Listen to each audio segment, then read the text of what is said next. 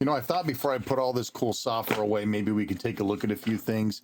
Here's the Epix Fastload cartridge actual instruction manual. Some of these instruction manuals are fetching crazy prices on eBay. Super Huey, a flight simulator for the Commodore 64. Yeah, I'm not kidding. Look how complicated that thing is. I think it was used as a flight sim trainer in some foreign countries. It was absolutely bonkers. I love this Night Mission pinball adjustment manual, just like a real pinball machine would come with. Really cool stuff. I've managed to gather some of this stuff throughout the years. This is great. This is like a one sheet for the advertisement of Fastload. Pretty neat. Again, these things, people charge like $4 or $5 for these things. This is kind of cool. All of Paul Norman's greatest adventures here: Forbidden Forest, Caverns of Kafka, Aztec Challenge, all from Celery Software. I think they bought some of Cosmia maybe, and then re-released it. Good stuff. GameStar series made some of the greatest sports games ever on the Commodore 64. And so it's nice to have some of these originals. Possibly the first RPG I ever had, which was, of course, looks very similar for some of you who know. But yeah, Temple of Apshai, man, this is good stuff. This is the first time I thought of artificial intelligence when haggling with the shopkeeper. Almost worth a video on its own.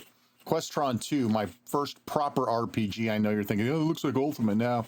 Questron 2 kicks major butt, and I own a real copy. Of course, then we have to move on to some of the folios. Yeah, right? All of the Electronic Arts folios, right? Where they actually gave the developers credits, that cool EA logo, these colored discs. This is back when they gave a rat's ass about video gaming, folks. Really cool stuff. Heart of Africa, sequel sort of to Seven Cities of Gold. Look at how beautiful these things are. These are just amazing pieces of history. Alcazar, the Forbidden Fortress. I got Hardball from Accolade. My Sci-Fi trading company's actually framed and on my wall. We'll do that for another video.